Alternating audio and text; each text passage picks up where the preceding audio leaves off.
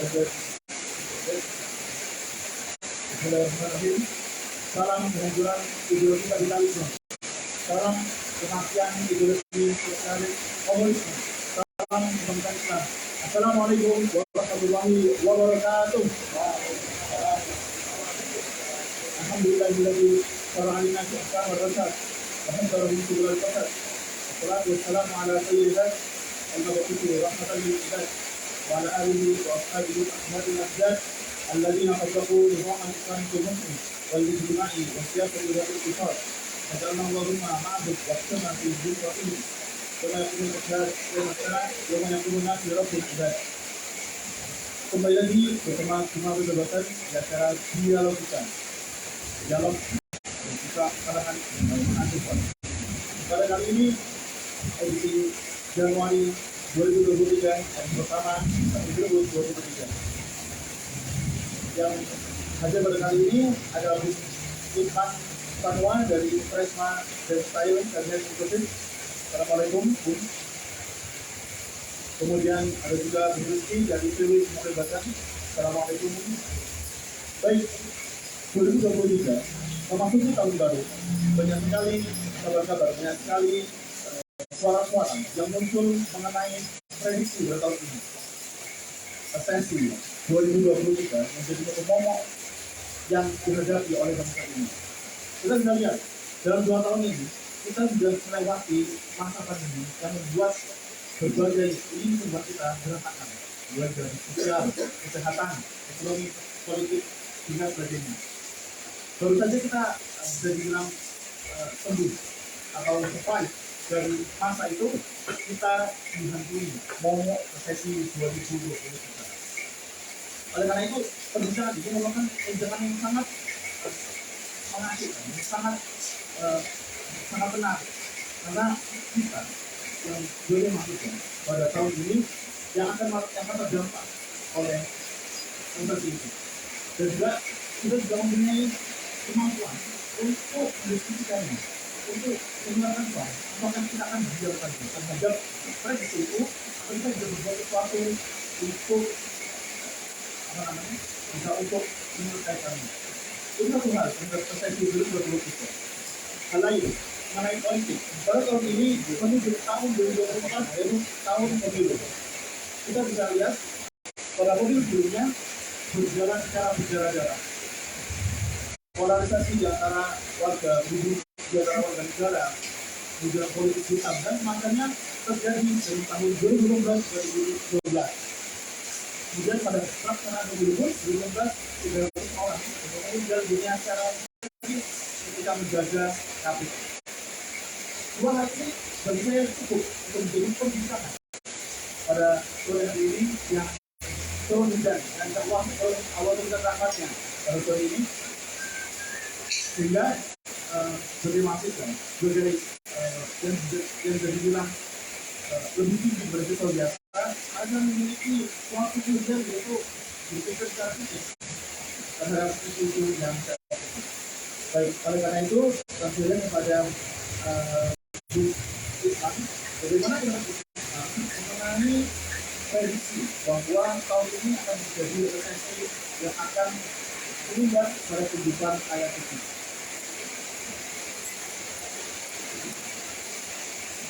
Bismillah. Assalamualaikum warahmatullahi wabarakatuh. Terima kasih banyak atas waktunya. Sebelumnya yang saya hormati Mas Rizky dari Ketua Gerakan Mahasiswa Pembebasan Surabaya. Yang saya hormati juga Mas Iqbal ya, Mas Akbar dari pimpinan daerah Surabaya, Gema Pembebasan. Kalau ini Mas Rizky dari wilayah Jawa Timur di Surabaya. Dan terima kasih juga kepada teman-teman yang sudah hadir yang mungkin saya tidak bisa sebut satu persatu. Terima kasih banyak juga dengan dialog ini, yaitu dialog intelektual kampus yang diselenggarakan oleh Bung Ari yang saya hormati, senior kami di organisasi ini. Kami banyak belajar dari Bung Ari. terkait dengan organisasi-organisasi yang ada di kampus. Masih banyak bertanya bagaimana berorganisasi kepada Bung Ari Nobang.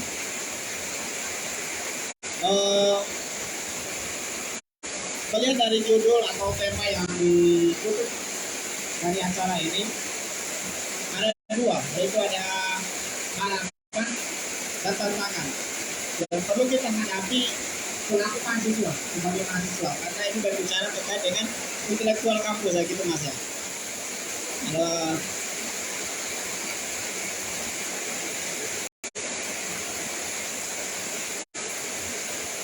terkait dengan tantangan dan harapan ini mungkin adalah salah satu yang perlu kita bahas pada kesempatan pada kali hari ini. Mungkin tidak banyak yang perlu saya sampaikan langsung ke diskusi, tapi sebelumnya saya akan membahas apa tantangan yang perlu kita lakukan di masa-masa sekarang ini. Itu ada banyak tantangan yang perlu kita perhatikan, baik itu tantangan yang diberikan oleh orang tua, tantangan yang diberikan oleh Indonesia itu sendiri. Karena memang mahasiswa ini penuh dengan tantangan. Kenapa? Karena mereka harus ditantang oleh keadaan. Ditantang oleh keadaan, mereka harus pergi merantau ke luar daerah untuk menyelesaikan perkuliahan. Yang tentunya perkuliahan ini tidak semua orang yang selesai kuliah itu dikatakan sukses gitu ya. Dalam sukses. Selesai kuliah dikatakan sukses. Itu adalah suatu tantangan menurut saya. Bagaimana tantangan ini yang perlu kita perbaiki, menjadikan diri kita ini tidak di zona nyaman seperti itu. Harus perlu dengan tantangan. Manusia tanpa tantangan itu ibaratkan tidak ada problem dalam hidupnya itu.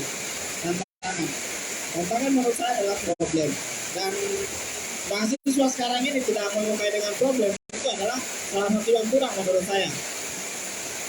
Jadi problem itu harus disukai. Setelah tantangan-tantangan kita, ada satu candaan yang sering saya candakan ke teman-teman. Jika hari ini masalah kita tidak selesai, besok kita cari masalah lagi gitu kan. Seperti itu. Dialog di kampus seperti itu. Apakah masalah pada hari ini tidak selesai harus kita tambah masalah besok? Ya itu namanya kayak ada peningkatan gitu. Masalah hari ini kita tidak bisa selesaikan, tapi kita cari masalah lagi besok, gitu kan? Itu adalah kalimat yang menarik menurut saya Pak Ari. Candaan-candaan yang mungkin perlu kita bahas pada pertemuan kali ini. Bagaimana mahasiswa itu tidak takut dengan problem, tidak takut dengan masalah. Yang kedua adalah harapan. Kita dikuliahkan ini adalah harapan orang tua gitu. Adalah harapan orang tua juga. Bukan harapan Indonesia yang harus mahasiswa itu harus pintar, harus cerdas, harus pintar berdiskusi, pintar berkomunikasi. Indonesia tidak melihat itu, teman-teman, tidak melihat itu. Tapi apa yang dititipkan orang tua kita ini itu adalah harapan. Dan ini menjadi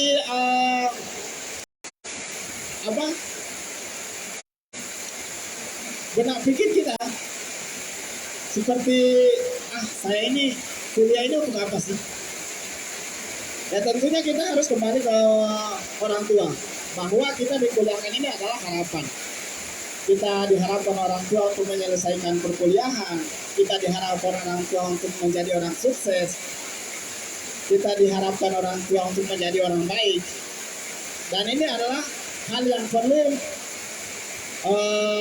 membutuhkan kesiapan mental seperti itu. Tidak mungkin orang yang bisa menghadapi tantangan, menghadapi harapan tanpa dia melihat mental itu sendiri, seperti itu. Jadi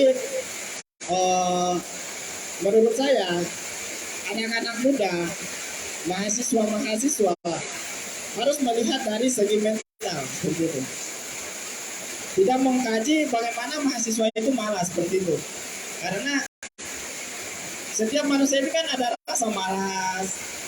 Itu adalah hal yang lumrah, hal yang memang tidak bisa kita pungkiri. Hal yang pasti yang tidak bisa kita hindari itu adalah sifat malas itu. Tetapi bagaimana kita menghadapi di masa-masa yang akan datang ini, menghadapi untuk bagaimana kita memperbaiki mental itu, memperbaiki mental. Bagaimana mental kita ini bukan mental pecundang, bukan mental pesimis. Itu adalah hal yang perlu diperhatikan oleh mahasiswa itu sendiri. Untuk apa? Untuk menjadikan harapan orang tuanya tercapai itu. Jadi mahasiswa itu sebenarnya nggak rugi kalau nggak wisuda itu ya. Karena menurut dia, menurut mahasiswa, kok kita lulus juga harus cari pekerjaan itu kan? Harus cari pekerjaan. Berarti belum sukses dong. Karena harus cari pekerjaan dulu, melamar sana sini pekerjaan. Tapi dia ada mental yang harus dia bangun di situ. Karena untuk memberikan harapan orang tua itu. Saya sendiri dari Gorontalo jauh-jauh kuliah ke Surabaya ini, itu adalah apa ya? Menjadi benak pikir saya, kena di psikis itu, bukan fisik lagi tapi psikis. Jalan-jalan hati saya itu psikis. Apa yang harus saya lakukan ketika tetap optimis untuk melanjutkan perkuliahan? Karena melihat harapan itu tadi, harapan orang tua, tidak mengecewakan orang tua. Nah itu harus kita pikirkan, bukan hanya memikirkan perkuliahan, memikirkan tugas-tugas, tapi memikirkan harapan orang tua yang sudah dititipkan itu, seperti itu. Yang perlu kita bahas di sore hari ini yaitu mental yang harus kita tanyakan di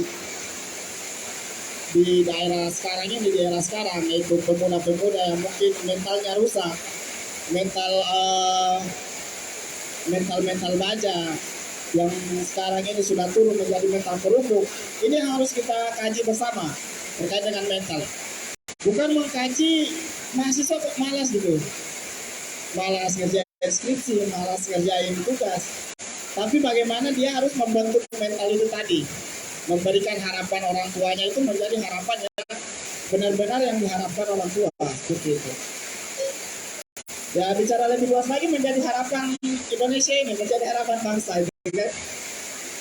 Ya tentunya menjadi harapan bangsa ada beberapa yang perlu kita ketahui, yaitu menjadi Indonesia yang baik, menjalin hubungan yang baik dengan teman-teman, untuk melihat bagaimana sih untuk menjadi orang baik untuk Indonesia itu. Jangan sampai kita di Indonesia ini menjadi penghambat itu untuk kemajuan Indonesia.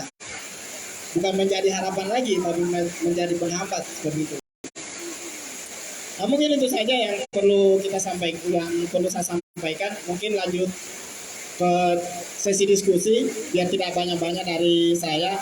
Saya juga masih banyak belajar dari teman-teman yang tentunya dibuat tema tadi ini. Yang perlu kita bahas yaitu harapan apa sih yang perlu kita perbaiki, dan tantangan apa yang harus kita hadapi, seperti itu. Mungkin itu saja dari saya. Bisa dilanjutkan kepada pemateri berikutnya, Bung Rizky. Jika ada kekurangan saya mohon maaf. Sekian, assalamualaikum warahmatullahi wabarakatuh. Waalaikumsalam warahmatullahi wabarakatuh. Poin yang disampaikan oleh Bung Iskan, bahwasanya secara pribadi mahasiswa itu merupakan dibilang tonggak bersekutu kecil dari keluarga, bahkan tonggak bangsa. Pada diri mahasiswa itu mempunyai peluang yang besar untuk terjadinya perubahan itu, dan ketika menjadi tonggak itu dibutuhkan suatu insan yang kuat, baik secara fisiknya maupun jiwanya, atau secara mentalnya. Baik, oleh karena itu kedepannya ya mahasiswa itu memang harus mempunyai jiwa yang sehat, fisik yang kuat, agar bisa mengejawantahkan harapan-harapan yang diberatkan kepada pendatang. Baik, kita berlanjut ke tematik selanjutnya, yaitu Gedung Rizki. Jadi kurang lebih sama bahwasannya mengenai tantangan. Oke, baik. Iya, oke. Oke, Rizki. Dan mengenai tantangan yang santer ramai di dunia di tahun 2023 ini mengenai kesehatan ekonomi dan juga mengenai politik yang memanas, bagaimana pendapat Bung mengenai hal ini? Bismillahirrahmanirrahim. Alhamdulillahirabbil alamin. Allahumma shalli ala sayyidina Muhammad. Cukup menyenangkan sekali ya hujan-hujan yang ya beginilah dari Indonesia ya. Alhamdulillah nggak salju ya. Kita hanya diberikan hujan basah. Orang bilang hujan masih air, dan tambang emas masih punya orang lain ya. Ya, dan kesejahteraan kita ya gini nih, ya bisa ngobrol satu sama lain gitu, masih bisa enjoy lah, masih bisa menikmati hidup di antara banyak orang Indonesia yang ketika hujan gini rumahnya masih kehujanan, kebanjiran, ambruk. Ada. Coba kalau misalnya teman-teman main di daerah pinggiran Surabaya, di bantaran kali, sekarang agak jarang sih, tapi harusnya masih ada karena udah ada perapihan sama di zamannya Bu Risma kemarin. Jadi alhamdulillah kita masih bisa diskusi ya kan, bisa kuliah, bisa hahaha walaupun digempur tugas ya. Saya jujur saya pertama mohon maaf dulu Mas ya. Karena saya begini, jenengan udah pakai seragam yang formal, agaknya kurang etis memang. Tapi saya mohon maaf gitu. Semoga next time tidak saya ulangi karena memang tergesa-gesa tadi Mas. Beneran tergesa-gesa menerobos hujan dan ya beginilah adanya. Kemudian untuk resesi ekonomi di tahun ini sudah banyak yang menjelaskan, tapi saya belum bisa menjelaskan secara detail. Cuma di Indonesia ini yang saya tahu sendiri, yang saya diskusikan akhir-akhir ini itu tentang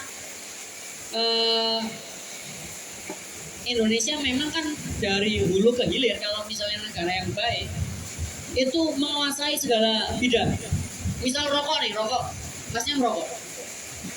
Insya Allah enggak. Oke, saya merokok. Atau ngopi deh. Ngopi. Atau prosesnya kopi dari hulu sampai hilir gitu. Dari petani, proses pasca panen, kemudian masuk pabrik, disaseti, masuk ke ke kedai. Pernah tahu proses itu enggak? Atau teman-teman deh? Pernah tahu proses itu enggak? Serumit itu. Jadi maksudku kalau misalnya ini contoh kecilnya, kalau misalnya teman-teman belum mengerti atau belum pernah tahu, saya kasih tahu. Jadi kalau misalnya kopi, yang saya tahu ya, itu dari petani dulu. Jadi petani dipetik dulu ketika udah merah, diproses dulu, entah itu ada beberapa prosesnya, kemudian masuk, entah itu ditebas oleh pabrik, entah itu ditebas oleh pengepul kopi untuk didistribusikan, sampai diseduh itu punya jalan yang panjang. Harus selesai ekonomi ini menurut saya bukan hanya di satu sisi saja, bukan hanya di pemerintahan saja, tapi juga di kita juga. Yang jadi masalah adalah dua hal ini nggak klop yang menjadikan kita resesi. Misalnya sekarang nih, kopi itu 2 tahun yang lalu itu kalau misalnya kita beli bahan mentahnya itu masih di 20.000 atau 30.000 per kilonya. Sekarang 80.000 per kilonya. Gara-gara apa? Cuaca kayak gini, proses pasca panennya itu terganggu. Jadi nggak bisa proses yang natural atau yang ada namanya wash begitu. Jadi harus difermentasi. Kalau misalnya over ferment nggak bisa dikonsumsi, atau lebih rumit lagi prosesnya. Jadi kayak gitu untuk yang akan menyebabkan kopi itu jadi lebih mahal. Sama kayak resesi tahun ini, karena kita banyak impor, karena kita banyak mengandalkan barang jadi, akhirnya ekonomi kita terdampak secara langsung atau tidak. Misal listrik itu kita beli di pihak ketiga, BBM juga kita tidak bisa independen, mungkin karena satu dan lain hal diplomasi untuk bertukar produk dagang satu dengan produk dagang yang lainnya, tapi kita nggak independen, yang akan menyebabkan harga barang kita itu jauh lebih tinggi. Harga misal kopi, kalau misalnya kita beli green bean namanya atau cherry, itu bisa di per kilonya 80.000. Tapi kalau misalnya jadi roast bean, udah jadi, misalnya BBM udah jadi, tinggal ngegeleng doang, itu harganya bisa sampai 100.000 gitu. Nggak per kilo, per 100 gram. Kalau per kilo berarti kali 10, 1 juta gitu. Jadi beli barang matang itu gitu. Itu yang akan berdampak kepada resesi ekonomi, atau bahasa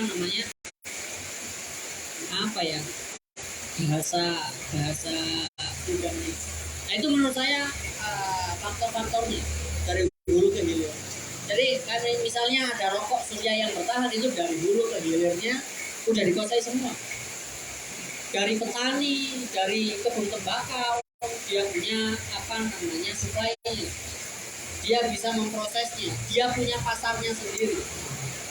Toko-tokonya sudah ada, kayak misalnya Sampurna juga begitu ada. Kalau Sampurna itu apa ya namanya?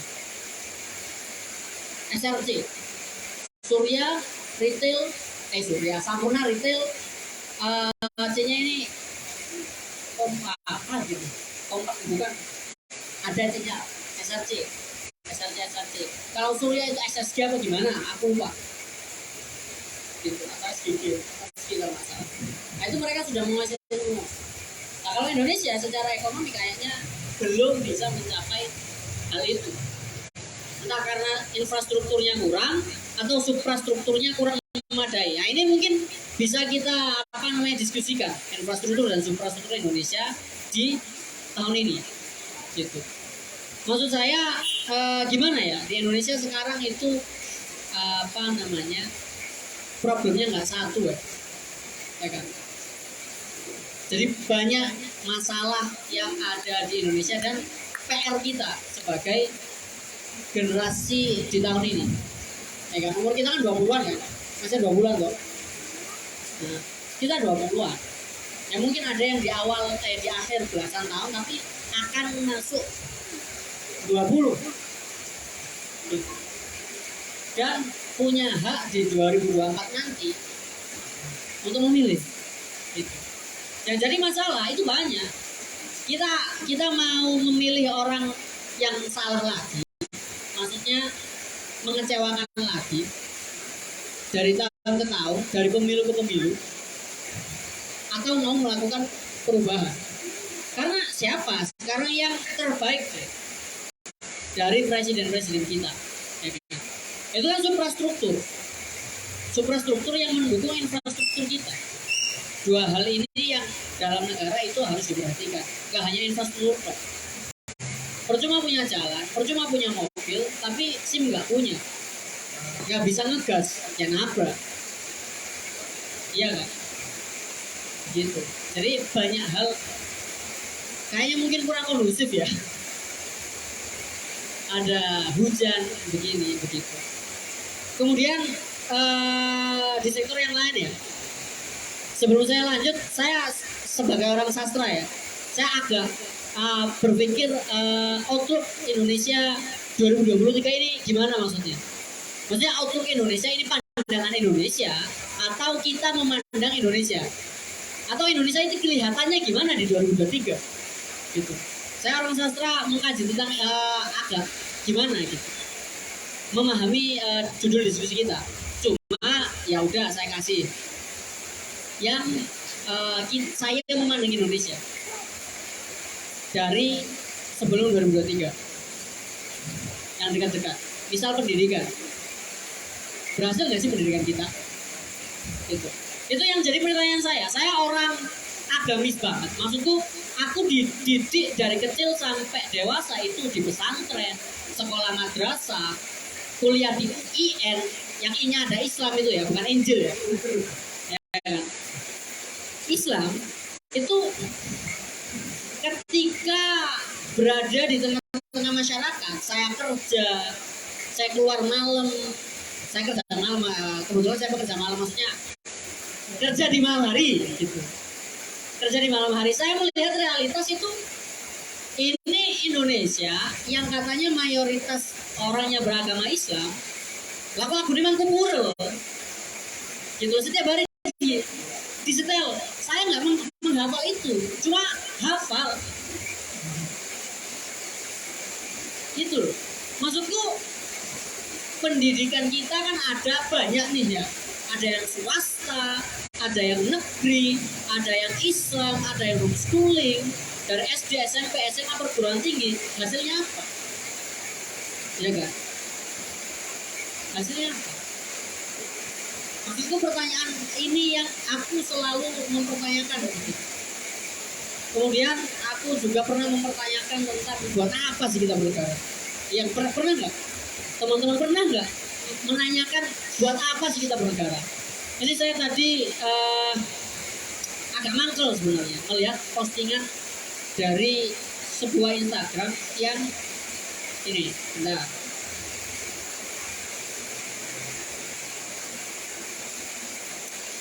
Jadi ada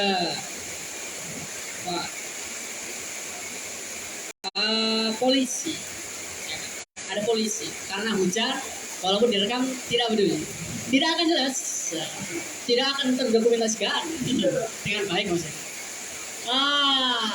Ada polisi yang menyebut ketika begini, liquid, saya kan vaping ya, pelaku rokok-rokok elektrik begitu.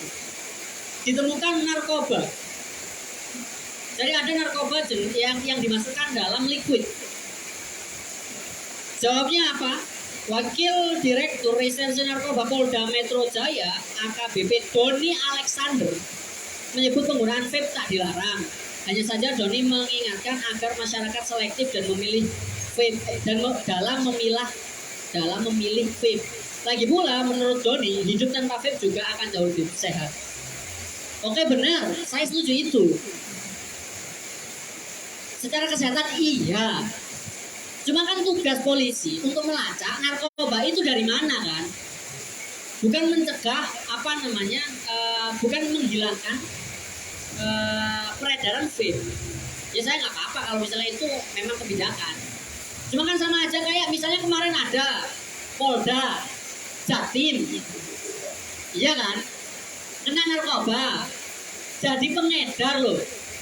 Kenapa Poldanya tidak dibubarkan? Maksudku itu, ya kan? Polisi kan kerja kan? Maksudnya itu, ya. Tapi kalau misalnya yang berkuasa mau sewenang-wenang kan juga bisa. Kita kan bisa apa? Demo masa didengar? Saya pernah demo itu di dalam kosong. Beneran kosong. DPRD Jatim, saya demo, orangnya di luar kota. Gimana? Katanya Vox Populi Vox Dei, ya kan? Katanya suara rakyat suara Tuhan. Tuhan yang tidak didengar. Ya beginilah ya, kalau misalnya menurutku kita perlu banyak berbenah. Itu kan suprastruktur Indonesia kayak gitu, keadaannya. Nah kita ini mau membawa Indonesia kemana selaku orang yang nanti akan menggantikan orang-orang yang akan mati tersebut. Maksudnya kan umur kan ya. Saya pernah dengar, ini agak jahat sih. Cuma kalian harus mendengarkan ini. Kita nanti akan cepat atau lambat kita akan menggantikan mereka. Kita lebih pasti menggantikan mereka daripada menunggu kepastian mereka berubah. Maksudku aku pernah dengar yang lebih jahat kayak gini. Daripada kita menunggu mereka berubah lebih cepat atau lebih pasti kita menunggu mereka mati. Karena mau diapain, Pak? Ya kan? Soeharto aja harus digulingkan dulu. Yang berkuasa 32 tahun, apalagi yang masih 5 tahun masih seger loh. Masih 5 tahun masih dapat apa? Nggak dapat apa-apa. Ya kan? Yang kita bisa ya, kita bertukar pikiran begini kepada teman-teman atau diskusi di lingkaran-lingkaran kecil yang masih idealis, yang masih punya idealisme, bisa itu. Karena mau mengharapkan apa lagi? Nggak ada. Pendidikan jadinya gimana? Ya kan? Di pesantren lingkup ustadz pun ada oknum ustadz. Ini nggak bener kan?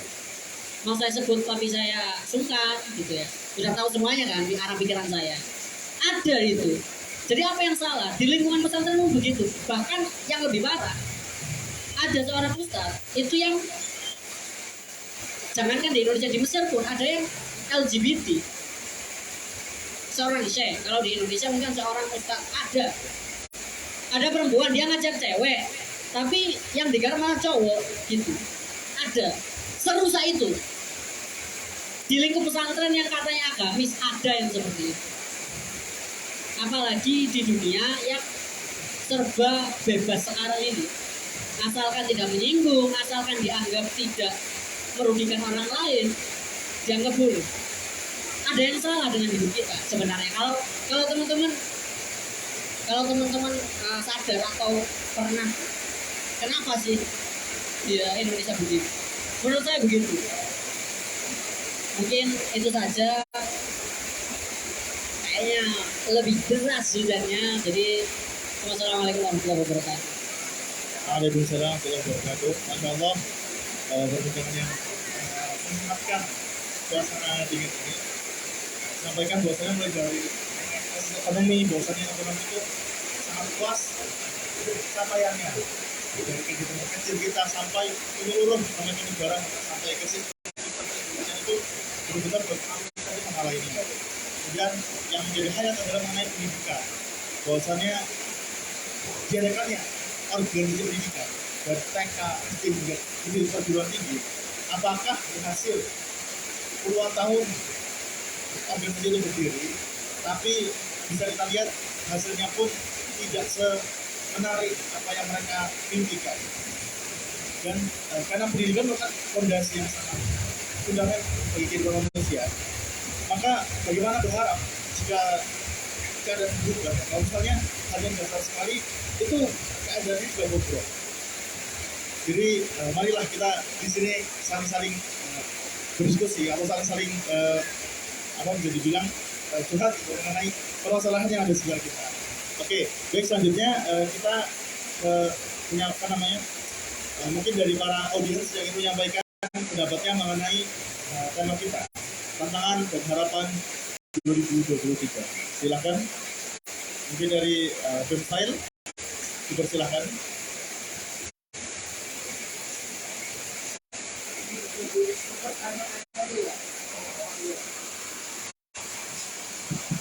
Baik, assalamualaikum warahmatullahi wabarakatuh.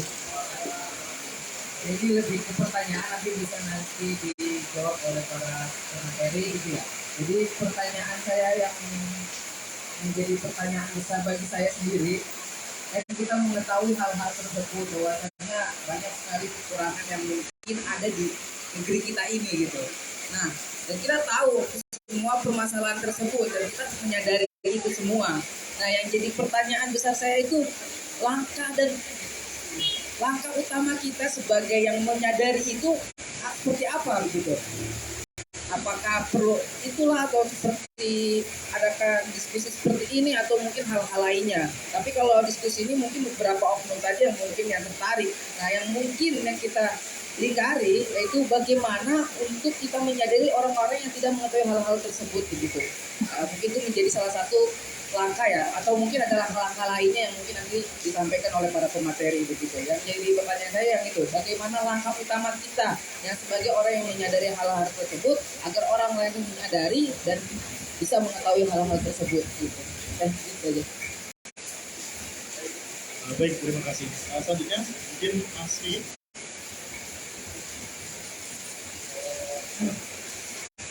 Baik, bismillah. Assalamualaikum warahmatullahi wabarakatuh. Innalhamdulillah nahmaduhu wa nasta'inu wa nastaghfiruh amma ba'du. Alhamdulillah puji syukur kepada Allah Subhanahu wa taala karena sore hari ini kita masih diberikan kesempatan, kekuatan untuk duduk dan berdiskusi bersama di tempat ini. Salawat dan salam tak lupa kita curah limpahkan, kita sanjung-sanjungkan kepada suri tauladan kita, kepada Nabi yang paling mencintai kita, yakni baginda Nabi Muhammad SAW. Baik teman-teman semua, yang saya hormati kepada para pemantik hari ini, Pres Isman dan Mas, ya, yang tidak bisa saya sebutkan satu persatu, namun tidak mengurangi rasa hormat saya kepada beliau-beliau. Baik teman-teman, saya ingin sedikit menambahkan mengenai tema yang hari ini menjadi bahan diskusi kita, yaitu pandangan Indonesia atau apa yang kita pandang terhadap Indonesia ke depan di tahun 2023. Tadi disinggung oleh host mengenai tentang politik ke depan. Nah, bagaimana apa yang akan terjadi di 2023 karena kita sudah memasuki tahun-tahun politik. Nah, sebelum kita melanjutkan atau melihat ke depan, kita mesti melihat kilas balik apa yang pernah terjadi atau pemilu terakhir kita, apakah itu bisa dikatakan pemilu yang baik atau buruk. Nah, kita tahu, kita memahami, kita melihat bahwa ketika itu di pemilu kita itu ada suatu kejadian yang itu amat luar biasa dan mungkin sampai sekarang mungkin belum terselesaikan, yaitu adanya kasus tentang kematiannya ratusan KPPS itu, petugas. Nah, maksud saya, jadi kejadian itu kan itu adalah hal yang buruk dan itu tantangan bagi kita ke depan agar ke depan kejadian itu tidak terulang kembali. Nah, bagaimana caranya agar itu tidak terjadi terulang di 2023 nanti. Nah, teman-teman semua, perlu kita sadari juga bahwa memang betul tantangan di Indonesia ini, di negeri kita tercinta ini banyak sekali. Dan bahkan ketika kita melihat kabinet sekarang, pemerintahan sekarang itu, kalau saya ibaratkan karena saya sudah lama hidup di Surabaya gitu, saya lihat pemerintah ini seperti martabak terang bulan gitu. Kenapa bisa begitu? Karena dia manis, tapi bisa bikin kita sakit gigi. Nah, janji-janji pemerintah yang diberikan kepada masyarakat itu manis sekali, kita rasakan manis. Namun faktanya kita merasakan kesakitan dan kita seperti dizolimi oleh pemerintah. Dan itu faktanya kita rasakan sama-sama. Dan betul tadi juga disinggung sedikit tentang pendidikan, yang kita sama-sama mengetahui bahwa harapan kita atau tantangan ke depan itu amat luar biasa, dari sosial, moral, pendidikan, hukum di negeri ini. Kemudian penerapan nilai-nilai Pancasila di Indonesia itu perlu kita tekankan kembali kepada pemerintah. Mengapa? Karena ketika kita berbicara tentang harapan, tentu itu ada sebuah usaha untuk mensukseskan harapan tersebut. Nah, saya tadi sempat baca, ada beberapa yang saya tulis di sini. Harapan-harapan kita ke depan di bidang pendidikan tadi sudah dibahas. Namun saya ingin sedikit juga menjelaskan tentang apa harapan kita di penguatan hukum dan keadilan sosial. Nah, kita baru-baru kemarin banyak kasus yang menghebohkan kita tentang moral. Anak sekolah SMP dan SMA itu hamil di luar nikah, bayangkan. Itu di Ponorogo. Saya melihat berita itu kaget. Loh, bisa seperti ini. Ini kita negara hukum yang mayoritas Islam, tapi kejadian semacam itu terjadi di negeri kita. Nah, itu memunculkan tanda tanya besar, ada apa? Nah, kita mesti cari pemantiknya. Jadi dikatakan tidak mungkin ada api kalau tidak ada asap, kalau tidak ada api. Nah, sebetulnya itu betul, tetapi kita mesti cari juga dari mana api itu berasal. Nah, berarti pemantiknya dari mana. Nah, itu mesti kita cari bersama-sama sebagai intelektual, sebagai akademisi, kita mesti mencari dan memecahkan masalah itu bersama. Nah, kemudian kemarin juga sempat beredar, ini saya ingin bercerita sedikit tentang karena telah terbangun sebuah masjid di Bandung, di Gede Bage, di Aljabar itu, ada seorang tokoh mengatakan bahwa untuk apa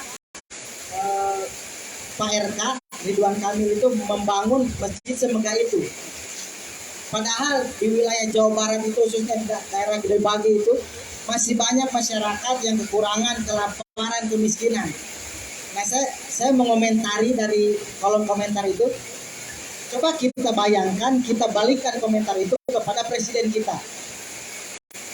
Yang dimana presiden kita itu terus fokus terhadap infrastruktur, sedangkan amanat yang diamanati oleh konstitusi itu tidak dilaksanakan. Mencerdaskan kehidupan bangsa dan rawat fakir miskin. Nah, semestinya itu kita lontarkan balik kepada pemerintah. Nah, lalu tujuannya apa? Membangun infrastruktur sebegitu banyak. Toh yang menikmatinya bukan kita. Toh masuk jalan tol bayar kok, mahal juga. Kita masyarakat kecil yang hanya punya kendaraan bermotor bisa nggak masuk ke situ? Nggak bisa.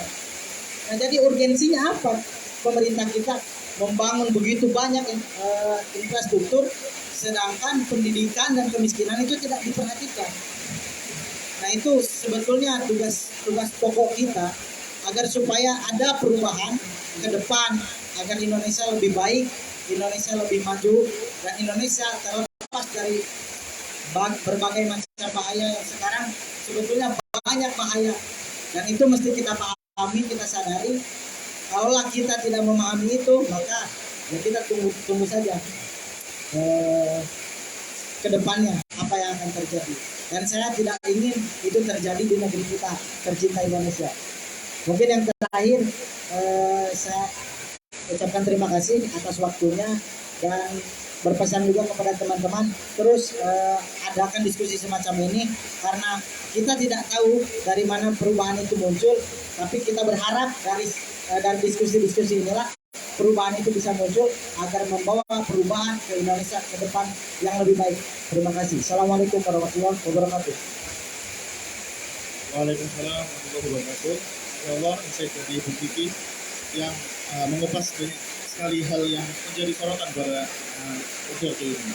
Baik, mungkin audiens lainnya ingin menyampaikan sesuatu atau kita kembali ke pemantik. Baik, mungkin saya akan mereview mungkin ya yang disampaikan oleh audiens. Yang pertama dari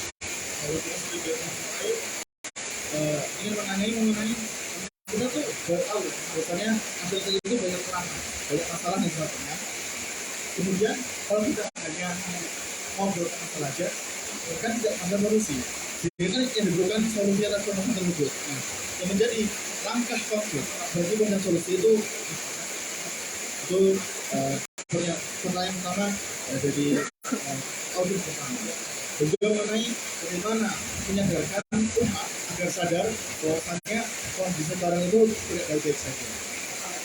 Selanjutnya dari Ibu Kiki menyampaikan bahwasannya sebelum kita melihat harapan dari kita belum menjelas balik bahwasannya secara politik mulai dari tahun 2014 itu memang tidak baik-baik saja.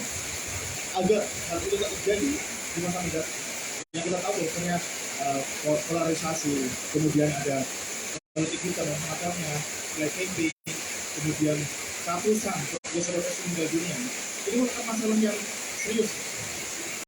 Kemudian bagaimana ada masalah ini, masalah kampanye, masalah pemilu yang sebetulnya tidak perlu ada, tidak akan terulang lagi di pemilu mendatang.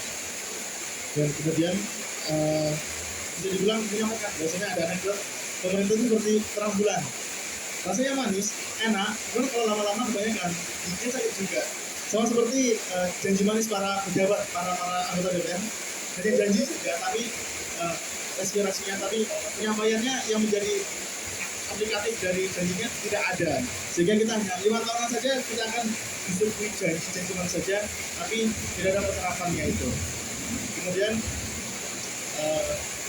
jadi harapan biasanya pengakuan hukum dan HAM, pengakuan hukum dan keadilan sosial, kita tahu mungkin yang ramai kemarin bahwasanya banyak puluhan bahkan ratusan siswi itu meminta dispensasi karena mereka sudah sampai di bawah umur, sehingga mereka ingin dispensasi untuk tetap sekolah.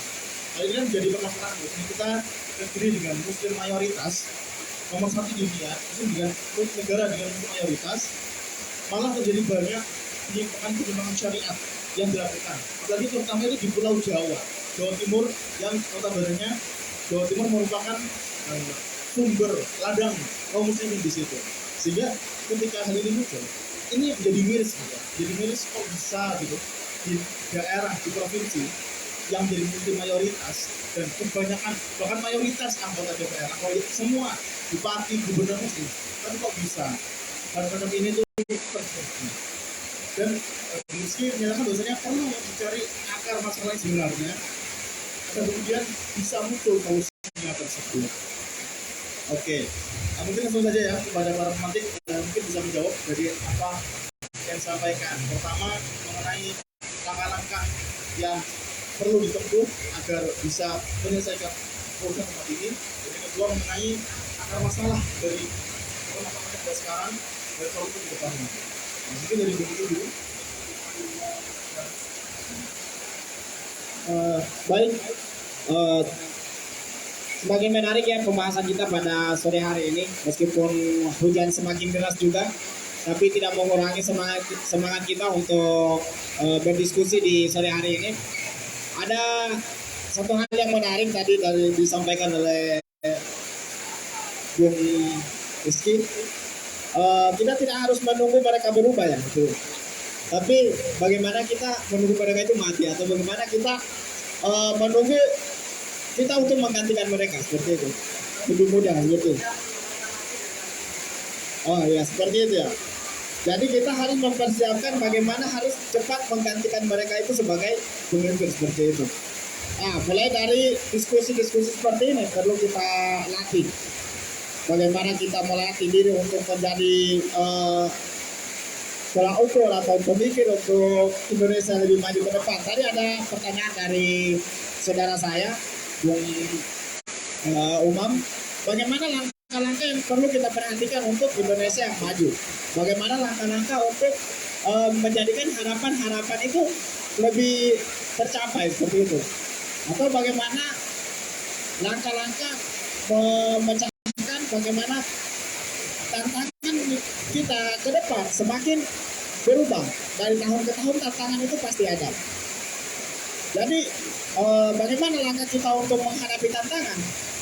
Ya, kita tidak perlu menghindari tantangan itu, tetapi kita dobrak, kita terima tantangan seperti itu. Misalnya tantangan yang sekarang itu sebab dari pendidikan yang perlu kita perhatikan dari SD sampai ke SMA itu adalah satu tantangan menurut kita. Sekolah lama-lama di pondok kan, sekolah lama-lama di pondok itu adalah suatu tantangan. Tapi bagaimana ketika selesainya dari pondok itu dia mau apa? Begitu. Itu menjadi tantangan. Dan bagaimana langkah-langkah kita untuk menghadapi tantangan itu, seperti itu teman-teman. Ya, diskusi-diskusi seperti ini menurut saya sudah menjadi langkah yang tepat untuk mendiskusikan terkait dengan masa depan bangsa atau terkait dengan harapan bangsa, seperti itu. Mulai dari kita latihan berbicara di depan umum, mulai kita berbicara terkait dengan itu adalah salah satu langkah utama kita sebagai mahasiswa, seperti itu. Tidak mungkin orang yang harus kita tunggu mati dan kita menggantikan mereka biar menjadi lebih baik ke depan, tapi kita tidak memperbaiki dari kampus. Kita harus memperbaiki komunikasi kita, memperbaiki cara pandang kita, sebagaimana yang disampaikan oleh Mas Kiki tadi. Kita melihat api itu ada, asap itu ada, tapi harus mencari apinya dari mana. Nah, ini kan salah satu yang tidak perlu kita cari seperti itu. Ada masalah dan harus kita cari siapa yang membuat masalah itu. Di sini kita mahasiswa sebagai akademisi atau politisi benar-benar harus mempelajari bagaimana kondisi yang akan datang. Kondisi yang akan datang seperti itu ya. Kondisi yang akan datang itu seperti apa? Tantangan ke depan ini seperti apa? Itu adalah menjadi tanda tanya buat kita semua. Nah, mungkin Indonesia di tahun 2023 sudah menjadi Indonesia yang lebih baik lagi. Apakah pergantian di 2024 nanti itu menjadi kita memilih presiden yang benar-benar melihat tantangan yang terjadi di Indonesia saat ini, atau presiden yang nanti kita akan pilih kan adalah orang yang tidak melihat tantangan itu. Ya percuma kita melihat tantangan sekarang, tapi presidennya yang acuh-acuh seperti itu. Jadi harapan dan langkah-langkah yang perlu kita perbaiki adalah latihan-latihan seperti ini, dialog-dialog seperti ini yang diselenggarakan. Itu adalah hal yang sangat baik yang perlu kita terus-menerus untuk kita kaji. Mulai dari latihan-latihan seperti ini. Ya, kita tidak tahu orang-orang yang melakukan kajian-kajian seperti itu, kita tidak tahu 20 atau 10 tahun ke depan itu menjadi apa. Apakah dia menjadi presiden, menjadi ketua DPRD, itu kita tidak tahu.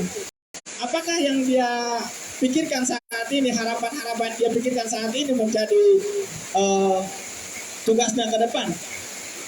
Kita hanya melihat tantangan saja, melihat harapan saja, tapi kita tidak menempatkan diri bagaimana kita untuk mengambil atau meraih kebijakan itu, meraih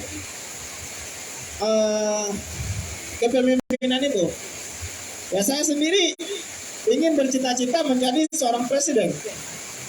Kenapa? Karena saya mempunyai harapan dan tantangan itu, melihat tantangan itu. Kita hanya melihat tantangan tapi tidak memiliki cita-cita untuk mengambil estafet kepemimpinan itu, ya percuma saja. Kita tidak akan didengar seperti itu ya. Tadi kita dari Bung Rizky tadi, ibaratnya kita demo itu, pernah demo tapi orangnya tidak ada, ya tidak didengar. Di luar kota kita demo di kantornya ya, dengan pasti rekan-rekannya yang tidak mungkin disampaikan ke atasannya seperti itu. Jadi kita harus mencari upaya kita ini ya, hal-hal seperti ini untuk langkah-langkah kita untuk menjadi pemimpin yang lebih baik ke depan. Ya, menunggu mereka mati baru kita naik lagi menjadi seorang pemimpin seperti itu. Mungkin itu saja dari saya, bisa dilanjutkan oleh Bung Rizky. Jika ada kekurangan mohon maaf. Assalamualaikum warahmatullahi wabarakatuh. Waalaikumsalam warahmatullahi wabarakatuh. Oke, baik. Jadi begitu jawaban dari Bung Isman mengenai masalah yang mengenai pertanyaan dari Bung Umam dan Bung Cuk. Selanjutnya mungkin bisa dari Bung Rizky mengenai pertanyaan sebelumnya. Bismillahirrahmanirrahim. Pertanyaan pertama tadi, langkahnya gimana ya? Yang pertama, diagnosa. Masalah kita sebenarnya di mana? Korupsi ada, ya kan? Polisi bajingan ada, ya kan? Apalagi?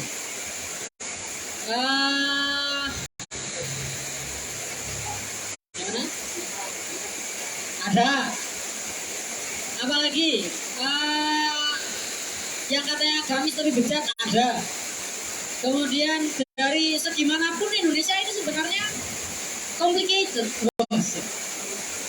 Maksudnya sangat rumit gitu. Problemnya di mana? Orang semuanya bermasalah.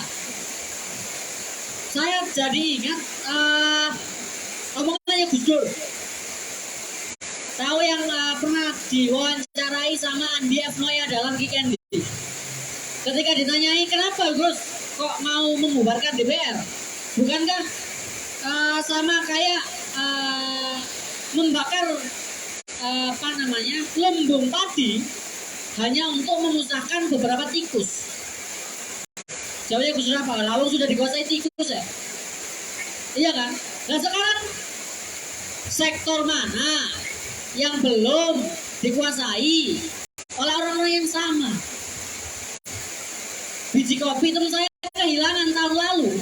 Teman saya sendiri, saya tahu orangnya, saya tahu gimana keadaannya, kehilangan 20 juta. Kenapa? Karena ya ditebas sama pabrik. Padahal dia sudah, ini Pak saya 20 juta, nanti saya beli kok. Dikasih dulu uangnya. Tapi ditebas sama pabrik. Ini kan ada masalah karakter juga di petani. Satu, itu. Kemudian ikan, nelayan, sama kayak gitu juga problemnya. Dari nelayan dibeli tengkulak murah, sama semua, sama kayak ya di banyak sektor kita masih banyak yang harus dibenahi. Pendidikan, kalau misalnya teman-teman tahu Abdul Arsyad, Komika Suci 4, itu dia dulu awalnya sebelum jadi komika itu jadi guru honorer. Per jamnya digaji berapa? 8.000 2014. Gimana? Itu dari guru, pendidik, gajinya 8.000. Sedangkan nih, jadi penghibur, Nopen Novia pernah bilang membaca apa ya, tulisan berjalan apa saya lupa namanya. Membaca tulisan berjalan doang 3 menit 3 juta. Gak sampai 5 menit 3 juta loh. 1 jam guru 8.000. Jadi di negara kita penghibur lebih dihargai daripada pendidik. Masalah nggak? Masalah. Problemnya di mana? Sekolahan. Sekolahan siapa yang menentukan lo begitu? Pemerintah dikasih dananya cuma begitu. Swasta daya di mana ya? Dari orang-orang sendiri. Wow. Semakin kencang udahnya. Semoga masih dilakukan. Itu problemnya di mana? Problemnya di mana-mana. Belum lagi yang uang seragam, korupsi dari kepala sekolahnya, dikorupsi dari sana sini. Belum lagi di sektor kecamatan, pegawai negeri, polisi. Yang kalau misalnya teman-teman tahu ada komedian yang kritik polisi karena gini, dia mengungkapkan dia lapor ke polisi. Ini saya keluarkan minggu lalu. Dia lapor ke polisi. Kemudian polisinya jawab gini. Dia lapornya itu kehilangan motor. Pak, teman saya kehilangan motor 2. Begini. Dijawabnya angop. Kau anggap menguap. Wah. Memang di kampung sana sering hilang, Dek. Di kampungan sana aja ada 5 hilang. Gue. Sama ditambahi. Gak dikasih solusi. Gak dicari. Udah gitu aja. Polisinya bermasalah. Kita bayar pajak buat apa? Kalau misalnya uang keamanan aja, orang pengamanannya nggak aman. Gitu. Ya jadi masalah problemnya kita di mana? Nah itu yang harus kita kaji sebenarnya. 70 berapa sekarang? 6 tahun, 77 tahun. Hampir tahun ini 78 tahun merdeka. Ya secara kesejahteraan mungkin naik daripada zamannya Pak Karno. Tapi overall masih kurang. Entah dari mindsetnya, entah dari pemerataan pendidikannya, entah dari aksesnya, entah dari distribusinya. Itu masih ada problem kita. Nah masalah itu awalnya dari mana? Iya kan? Tol bagus, iya kan? Menurut saya tol bagus, tapi harusnya nggak tol lah ya. Ada yang lebih bagus ya, itu nggak tol. Karena tidak dinikmati banyak orang. Cuma bagus, ada infrastruktur baru tapi ya jangan utang. Gitu. Maksudnya ya yang kalau misalnya mau berbicara infrastruktur dipikirkan ke depannya utang kita seberapa banyak, kita mampu nggak bayar itu dan lain sebagainya. Ya jadi masalah-masalahnya ini di mana? Semua sumber masalah ini sebenarnya dari mana? Gitu. Apakah dari presidennya? Presidennya udah balik-balik ganti, resesi lagi, gitu. Ekonomi lagi yang jadi masalahnya. Hukum lagi dari zaman Pak Harto. Zaman Pak Harto banyak kejadian yang katanya melanggar HAM. SBY Munir mati, ya kan? Sekarang jangan jauh-jauh Novel Baswedan. Kurang punya power apa dia? Waktu itu di KPK, ya kan? Harusnya kan dibela. Dia kan membela negara toh. Cari koruptor. Disakiti seperti itu. Pelakunya ketemu enggak? Kita puas enggak? Dari 2017 kan itu kan. Sekarang 2023, 5 tahun deh. 2019 sama 2019 kayaknya. Saya lupa antara itu. Gak selesai, apalagi Munir, apalagi Marzina. Ya masalahnya di mana? Pemerintahnya udah balik-balik ganti. Sistemnya mungkin, ya kan? Nah, ketika kita sudah mengetahui problemnya ini di mana, kita setelah mendiagnosa kita tahu solusinya harus di mana. Kita pengen contoh peradabannya gimana? Amerika, Eropa, apa yang mana? Eropa itu pernah kena Black Death, ya kan? Black Death kemudian saking tololnya wabah itu ada diagnosa karena tolol ya. Saking tololnya dianggap ini bencana dari penyihir. Sehingga yang panas itu nggak diobati malah digergaji. Perempuan-perempuan yang dianggap penyihir itu dibakar. Saking tololnya. Tapi kok mereka bisa bangkit dalam tanda kutip. Kita pengen meniru itu. Atau meniru siapa? Atau sebagai orang Islam kita punya figur Rasulullah, uswatun hasanah yang sekarang kita sebagai manusia, sebagai umatnya yang mengaku cinta kepada Nabi, ya kan, meneladani beliau, apakah mencontoh beliau dalam mengelola dunia? Gitu. Ini yang sering kita lupa. Kenapa? Karena memang ditutup-tutupi menurut saya. Ya. Pernah nggak kita diajari bagaimana cara Nabi Muhammad mengelola negara? Soalnya itu nggak pernah dibahas karena di bab terakhir buku fikih. Nah, sedangkan kita ngaji itu mungkin sampai kelas 6 SD, sampai kelas 4 SD. Belum sampai bab itu, yang kita pelajari paling toharoh, ya kan? Mentok-mentok nanti mau menikah munakahat, talak, zakat, haji, dianggapnya itu. Kemudian apa lagi? Waris. Itu. Sedangkan kita tidak pernah mengkaji bagaimana Islam atau Nabi mengelola dunia ini. Iya kan? Pernah nggak sih kita dikasih opsi itu? Atau dianggap Islam itu udah kolot, jauh. Islam tidak pernah dijadikan opsi. Gitu. Iya kan? Akhir-akhir ini dianggap radikal lah, dianggap apalah. Padahal kita lihat dunia kita sekarang, Indonesia sekarang, ya gini-gini aja. Nggak berkembang, di dunia pun nggak berkembang. Resesi ini, resesi global Pak. Nggak hanya di Indonesia, global. Amerika iya, yang katanya negara superpower. Eropa iya, Cina iya. Resesinya resesi global, nggak lokal. Jadi ada yang salah dalam pengelolaan dunia kita. Apa itu mungkin kita bisa kaji kembali, karena nggak mungkin dibedah di 2 jam saja. Tapi ada yang salah. Nah, cuma buat referensi kita, ada di suatu masa orang nggak mau dikasih sedekah, orang nggak mau dikasih zakat. Pernah dengar nggak sih? Kok bisa? Ayo, itu kan antara mindset atau memang udah kaya beneran? Iya kan? Antara mindset atau kaya beneran. Karena kan kaya kan definisi kaya dan miskin menurut saya.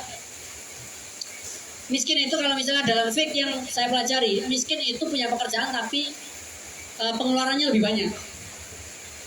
Ya kan? Kaya sebaliknya.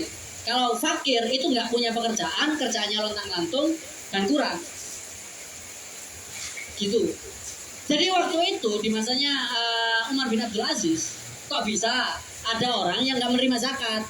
Sedangkan di zaman ini orang yang UMR, penghasilannya UMR, entah itu karena dia bekerjanya di lembaga pemerintah atau independen, ya mending tak terima gitu. Kenapa? Ya lumayan gimana? Itu kan mindset. Dia tidak merasa cukup.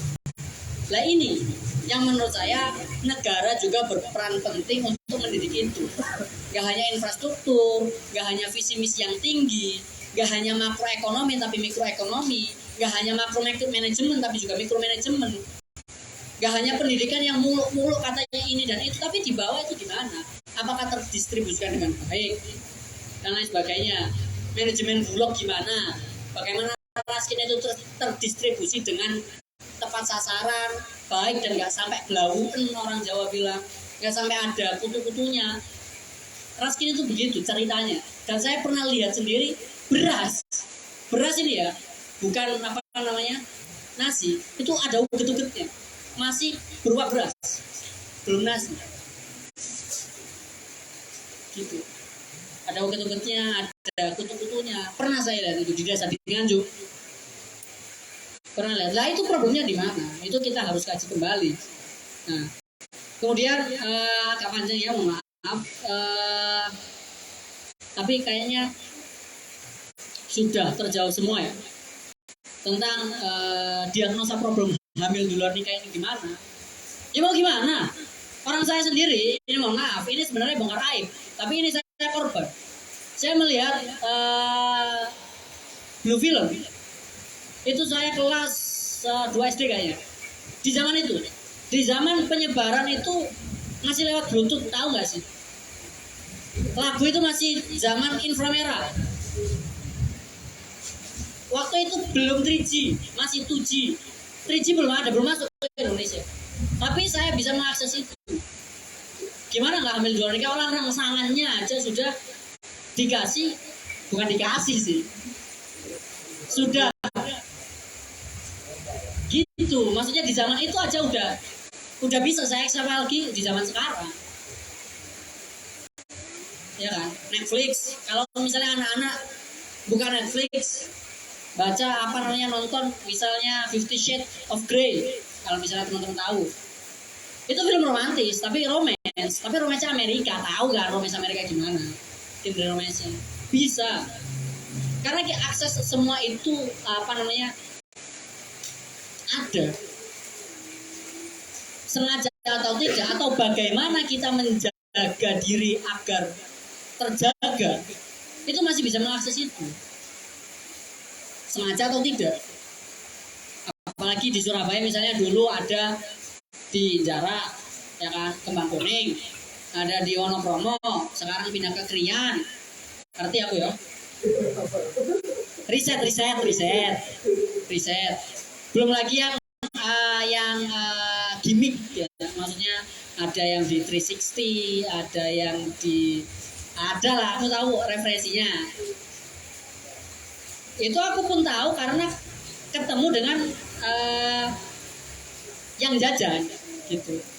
Teman-teman saya apa namanya yang begitulah ya.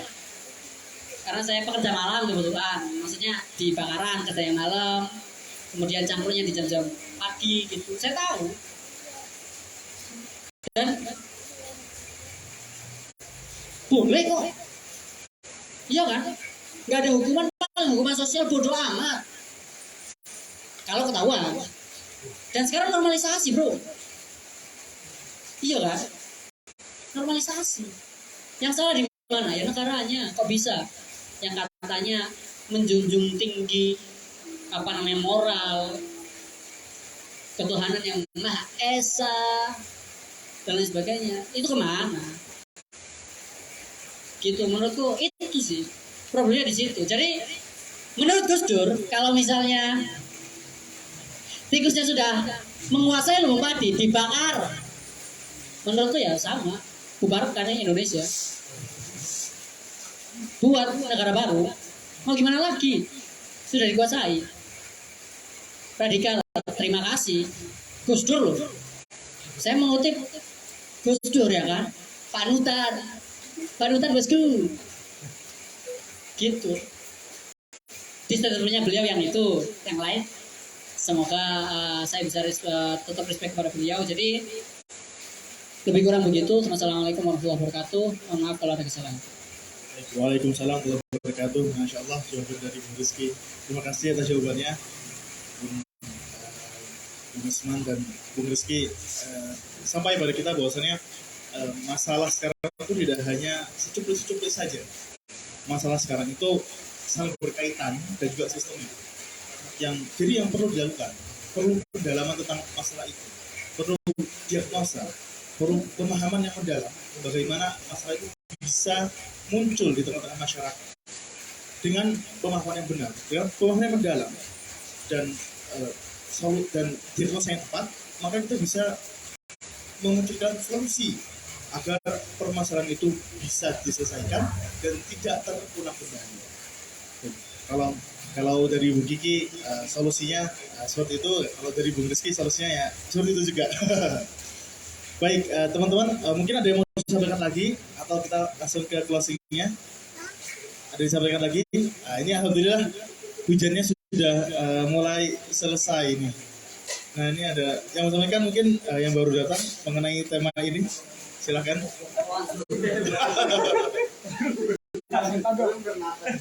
Mana saya tahu bahkan belum baca ini. Apa? Prediksi, tantangan dan harapan gitu. Belum baca kan? Berikan saya. Oke, baik. Mungkin teman-teman yang lain mau menyampaikan mengenai diskusi kita. Ya mungkin bisa menyampaikan keluh kesahnya aja tanpa harus bertanya atau solusinya. Kan kita juga namanya diskusi. Kita dari berbagai macam golongan yang mungkin hidup kita berbeda ya, dari berbagai kampus dan kita belakang merasakan berbagai macam masalah yang mungkin satu masalah itu tidak muncul di masalah yang lain, di background yang lain, sehingga kita bisa mungkin saling bahasa itunya bisa ngersulo bareng dari apa yang kita mungkin tidak kita rasakan itu nggak enak gitu. Mungkin kalau kampus-kampus mahasiswa ini mungkin kan udah mulai masuk nih. Nah, mungkin biar UKT-nya yang dipatok tinggi atau UKT-nya yang mungkin kadang kondisi kita tuh nggak sama seperti yang awal, tetapi UKT-nya nggak bisa diturunkan dan semacamnya. Itu kan merupakan concern kita sebagai mahasiswa, bagaimana kita tetap bisa menuntut ilmu ke depannya, tetapi terhalangi oleh biaya-biaya yang seharusnya pendidikan itu yang bertujuan untuk membangun, meningkatkan kualitas manusia di negeri ini, tetapi malah kita tersandung oleh biaya yang tidak harusnya kita bayarkan itu, tapi jadi tanggungan negara karena di salah satu bahasanya yaitu negara juga menyangkut tentang kehidupan manusia itu, meningkatkan kualitas manusia. Baik, mungkin kita menuju ke closing ya, para bung-bung kita ini, bagaimana kita telah berdiskusi dan terjadi penyampaian dari para audiens mengenai permasalahan yang ada pada saat ini. Kita harus benar-benar menemukan, berpikir secara mendalam solusi permasalahan yang ada itu sebabnya apa, dan juga paradigmanya dalam menyelesaikan masalah itu harus benar-benar tepat, karena permasalahan manusia ini akan terulang lagi dan bahkan semakin memburuk jika tidak diselesaikan dengan solusi yang benar, jika tidak diselesaikan dengan solusi yang terbaik. Oleh karena itu, silakan mungkin bisa menyampaikan closing statement-nya dari Bu Kiki dulu mungkin.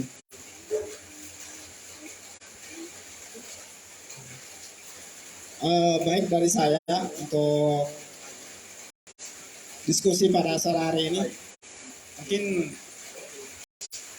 sudah tidak bisa dilanjut lagi diskusi kita, tapi rasanya ini kayak masih kurang karena masih ada yang baru datang.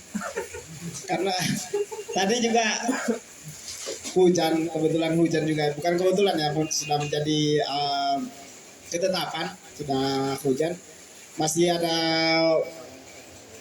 waktu ya, masih ada waktu. Kita belum masuk ke closing dulu, masih ada teman-teman yang hadir ini perlu kita diskusi atau perkenalan sehingga dialog-dialog seperti ini tetap berlanjut seperti itu.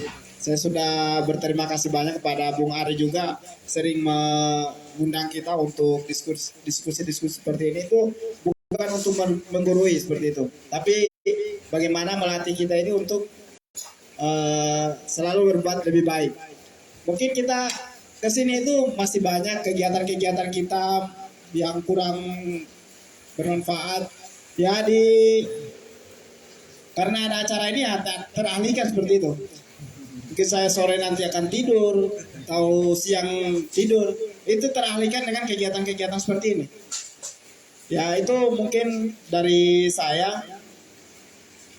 Masih ada lagi diskusi-diskusi yang mungkin masih bisa disampaikan oleh Bung apa? Ya, karena saya belum terlalu puas karena hujan juga mau selesai. Ini adalah hal yang menarik untuk menyelesaikan kopi ya. Kita diskusi-diskusi dulu, belum closing dulu. Oke, baik-baik. Sebelum closing, mungkin kita bisa perkenalan dulu ya dari teman-teman, datang dari mana, asalnya dari mana. Silahkan mungkin dari yang memakai baju hijau dulu, silahkan.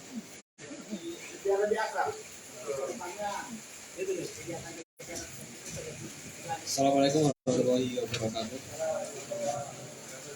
Perkenalkan, nama saya Zulfikar Syarjudin Fawas, atau bisa dipanggil sama teman-teman Viko. Ya, saya asalnya dari Probolinggo dan saat ini lagi kuliah di WITSA, jurusan KPI, Komunikasi dan Penyiaran. Mungkin ada komentar mengenai tema pada hari ini? Tema outlook. Untuk 2023 tantangan dan harapan. Mana? Berapa? 2023 tantangan dan harapan. Seperti yang tadi dibahas kan, ini kan tahun menjelang politik ya. Terus kita juga banyak mendengar isu resesi yang mungkin sudah dibahas di bulan lalu. Ada berbagai banyak yang kemungkinan diversifikasi apa sih masalahnya. Kayak sebelumnya, pertama dunia sudah kena pandemi, terus perang Ukraina Rusia, di mana Ukraina Rusia itu sebenarnya merupakan pasar dari Eropa, sehingga kalau mereka perang, bayangkan dua pasar sumber dari Eropa itu perang, akhirnya menutup pasarnya, akhirnya imbas ke negara-negara lain kan, Prancis, Inggris, yang mereka tidak bisa impor lagi dari negara itu, akhirnya mereka susah makan, akhirnya muncullah resesi ini ya. Terus kenapa Indonesia itu dibanding negara-negara lain itu lebih bisa bertahan dibanding negara Eropa, yaitu karena ternyata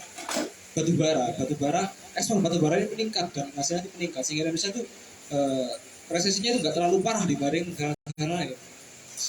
Ini juga menjadi tahun politik yang berat karena keuntungan batubara itu $150 per ton, padahal produksinya itu bisa sampai ratusan juta ton, sehingga oligarki batubara ini jadi kuat ya.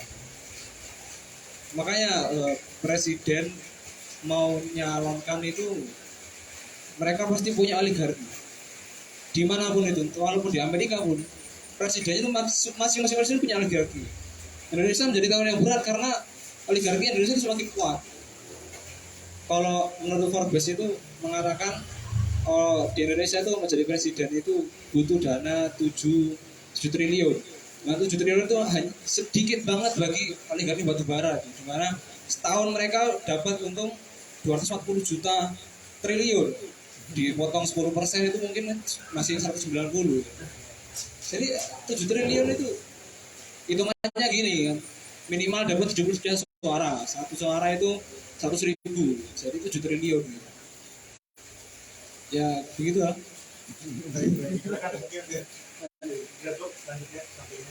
Baik, assalamualaikum warahmatullahi wabarakatuh. Perkenalkan, saya Hanifal Amri dari Universitas Jember. Kebetulan saya silaturahmi di rumahnya Viko, teman SMA saya. Tanggapan saya terkait dengan tema ini, saya sedikit tergelitik dengan pertanyaan Mas Rizky tadi terkait dengan sistem. Saya merasakan, saya kebetulan masuk di badan perwakilan mahasiswa di fakultas. Jadi saya di sana juga merasa di sana ada lingkaran oligarki, juga di sana juga kebebrokan sistem. Gitu. Jadi di sana dari mulai tingkat rektorat, dekanat sampai UKM itu semua sudah termasuki lingkaran-lingkaran oligarki. Jadi di sana kebetulan ya saya nggak bilang ya merah lah istilahnya, rektorat merah seperti itu. Jadi di sana dekan-dekan semua merah semua seperti itu. Dan kemudian untuk tingkat UKM kebetulan BEM dan BPM seperti itu dipegang oleh kuning, nah seperti itu. Itu di sana mereka ya merekrut anggota-anggota mereka. Bahkan ada sekretaris umum itu dari angkatan baru dia masuk 6 bulan kuliah dia sudah jadi pengurus inti dari sebuah organisasi. Efeknya apa? Yaitu merusak ekosistem dari organisasi itu. Saya merasa di sana ya ketika dipegang mereka seperti itu, organisasi itu sudah ya memang mungkin mereka 1-2 banyak yang berkualitas, tapi mayoritas mereka itu hanya numpang nama dan numpang organisasi seperti itu. Jadi mereka mendapatkan tahta atau posisi jabatan itu diakibatkan dari posisi mereka di ya organisasi itu, ya oligarki lagi seperti itu. Juga banyak penggelapan dana, kemudian pencairan dana oleh universitas atau fakultas seperti itu. Ya itu mulai ya di tingkat universitas saja seperti itu, apalagi sebuah tingkat negara kita seperti itu. Mungkin itu saja yang bisa saya sampaikan. Assalamualaikum warahmatullahi wabarakatuh.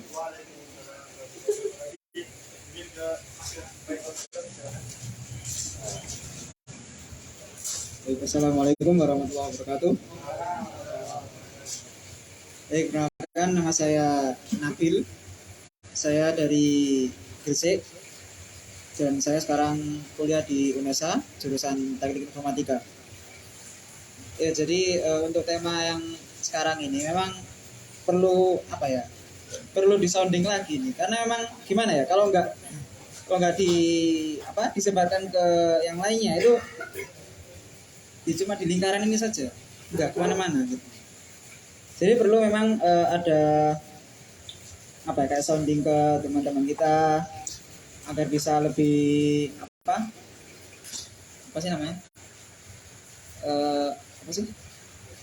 peka dengan masalah-masalah yang ada di sekitar kita gitu, masuk masalah yang di negara ini ya. Karena memang kita tentu hidup di Indonesia dan pasti ya masalah-masalah Indonesia ya kita akan tetap merasakan meskipun ya kita nggak merasakan. Maksudnya teman-teman kita juga bisa jadi merasakan, kemudian kita juga merasakannya juga gitu loh ya. Teman kita susah, kita juga harus ikut susah ya kan, karena Islam itu sangat menjunjung sekali ukhuwah gitu ya. Satu bagian badan sakit, seluruh badan terasa sakit, seperti itu. Nah, jadi ya itulah untuk acara ini ya. Jadi untuk acara ini bisa disoundingkan lagi. Dan satu lagi, saya baru ingat waktu Mas Akbar ya, Bung Akbar ini bilang UKT kok mahal. Ya, ini itu sepertinya untuk tahun ini atau kedepannya juga itu ada namanya kebijakan PTNBH namanya, perguruan tinggi negeri badan hukum, dan di mana itu PTN ada berapa ya, nggak tahu ya, pokoknya ratusan UNESA masuk. Jadi PTNBH itu, dengan adanya PTNBH itu, PTN itu menjadi otonom, dia bisa mengelola dirinya sendiri. Memang nggak sebebas-bebas itu sih, tapi kalau saya lihat di Wikipedia, nggak tahu ini sumbernya valid atau enggak ya Wikipedia ya, soalnya sudah di ban sama yang di kalau aku skripsi pasti di ban. Nggak di ban kok. Nggak pernah pakai. Yeah. Jadi memang pada di poin biaya pendidikan, memang universitas yang mendapatkan PTNBH ini tidak tidak semena-mena lah dalam memberikan atau memutuskan biaya pendidikannya berapa per semesternya. Namun di sini ada lagi, yaitu adalah di bagian akademik. PTNBH itu memiliki kekuasaan otonom yang luas, termasuk dalam membuat sebuah jurusan baru atau fakultas baru gitu. Ya otomatis kan siapa yang nggak mau ya kan? PTN siapa yang nggak mau bikin jurusan baru gitu? Siapa yang nggak mau? Nah, dengan adanya jurusan baru itu, otomatis biaya juga akan naik. Nah, ya jadi gitulah. Meskipun iya katanya kalau biaya pendidikan itu harus konsultasi ke menteri dan kemana-mana gitu, tapi kan ya gimana? Orang PTN-nya mau bikin jurusan baru, contohnya di UNESA. UNESA udah punya fakultas kedokteran. Bayangin. Itu kaget aku. Punya FK, fakultas kedokteran. Ya meskipun ya angkatan pertama, tapi kan dengan adanya fakultas kedokteran yang mahalnya luar biasa, biasa banget, luar polos, gak ngotak lah ya. Otomatis kan dana dari mana kalau misalnya nggak dari kita gitu? Dari kita, dari mahasiswa yang situ ya kan, otomatis naik gitu. Namun kayaknya ini untuk semester angkatan kedepannya sih. Kalau angkatanku meskipun udah ada PTNBH kayaknya nggak naik, kayaknya belum ada keputusan lanjut seperti itu. Jadi memang ini sebuah masalah, tentu sebuah masalah ya kan. Orang mau kuliah, mau dapat ilmu yang banyak lah, kok tiba-tiba tambah mahal gitu kan, kasihan gitu. Terus akhirnya banyak luntung, pengangguran banyak, alah wis tambah dibobo ya. Seperti itu. Mungkin itu saja dari saya. Uner belum bicara. Itu juga menyampaikan. Baik, perkenalkan saya Cak Wakid ya, Cak Wakid. Jadi saya adalah mahasiswa dari UNAIR yang berada di semester 11. Per Februari ini masuk semester 12. Jadi cukup mahasiswa yang paling tua di UNAIR di sini ya. Per Februari masuk, bukan Februari ya, per Januari masuk semester 12. Jadi kalau Anda mencari mahasiswa cukup lama di UNAIR dan S1 ya ini orangnya. Saya akan menyoroti terkait dengan budaya dari remaja atau mahasiswa. Tadi dibahas berbagai hal mengenai politik kapitalis. Misalkan ada oligarki, kemudian dibahas mengenai naiknya. Sebenarnya benang merahnya semua itu. Kenapa itu bisa langgeng ya? Ya pasti tidak lepas dari pola pikir remaja hari ini kita rasakan. Beberapa waktu yang lalu, bukan waktu yang lalu ya, mungkin masih kita rasakan saat ini. Ketertarikan generasi muda, mahasiswa maupun anak SMP, SMA itu lato-lato. Gak penting banget saja nih. Sangat meresahkan karena apa? Fokus pada mereka itu adalah budaya yang tidak produktif dan tidak menghasilkan apa-apa, hanya menyenangkan hati dan mengganggu orang gitu. Jadi itu sangat kontras dengan budaya kita pada awal-awal kemerdekaan era 80 ya. Kita pasti akan melihat secara ke belakang bahwa yang namanya remaja, kemudian pemuda, bahkan mahasiswa itu berusaha untuk mendapatkan pendidikan dengan segala cara. Artinya mereka fokus untuk sekolah bagi yang memiliki uang, bagi yang tidak pun mereka juga berusaha untuk itu. Dengan ikut orang lain, kemudian ikut membahas masalah politik negara. Jadi kita akan flashback kepada orang-orang perjuangan di era 80-an misalkan against Soeharto misalkan. Mereka bukan semua orang dapat pendidikan. Mereka bukan rakyat yang maju. Nah, hari ini sungguh terbalik di mana pemuda itu tidak ada rasa kepedulian terhadap isu bahkan pada sekolahnya sendiri gitu loh. Ya sekolahnya mau buka jurusan baru, mau UKT-nya naik ya, mau adik-adiknya main lato-lato, ya gak peduli, yang penting dia ini sedang memikirkan dirinya sendiri. Bahkan era sebelum kita ini, sebelum lato-lato itu rame, 2 tahun 3 tahun yang lalu game online yang rame. Artinya apa? Tidak ada hal produktif sama sekali di dalam remaja ini yang kemudian bisa dapat kita banggakan dan dapat kita pelihara. Mari kita flashback kayak apa sih harusnya remaja itu? Ya nggak jauh-jauh amat lah ya. Kita zaman era Soeharto. Era Soeharto itu pasti penuh dengan demo dan pertikaian ya. Itu menunjukkan bahwa ada awareness terhadap kondisi negara ini. sehingga mereka kemudian berusaha untuk mengubah kondisi dengan apapun yang mereka miliki. Kalau nggak pinter, ya minimal ikutlah ya, ikut meramaikan kondisi lah ya. Kalaupun pinter, mereka akan berdiplomasi, menggalang massa, mengorganisir, menggalang opini, ya kan. Nah, hari ini itu semua tidak terjadi. Remajanya, mahasiswanya sibuk dengan aku kalau lulus mau jadi apa? Ya itu kan masalahnya kan. Apapun jurusan kita kan. Meskipun sudah ternama, UNESA punya FK baru yang biayanya nggak ngotak itu kan. Mereka pasti anak FK itu mikirnya kalau aku lulus, ya apa caranya duit yang selama ini aku keluarkan kembali. Ya kalau UKT-nya 25 juta ke atas per semester, Anda dapat kalikan dengan kurang lebih 11 semester. Udah berapa itu? Ya kan? Udah jangan dibayangkan. Itu udah banyak itu pasti. Nah, belum uang gedungnya sekitar 200 juta ke atas. Nah, sehingga dapat kita simpulkan apa? Kehidupan remaja saat ini jauh dari awareness terhadap kondisi sosial masyarakat. Nah, diskusi kayak gini tuh menimbulkan suatu semangat atau awareness kita terhadap kondisi bangsa ini.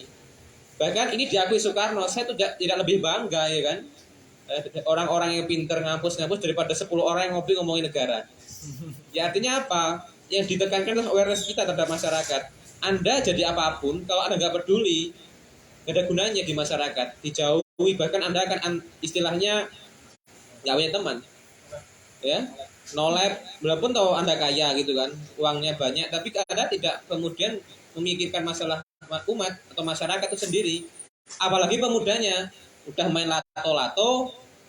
Kemarin kita dapat kabar yang jelek dari Ponorogo ya, yang secara biologis normal gitu ya, tapi secara sosial tidak normal gitu loh.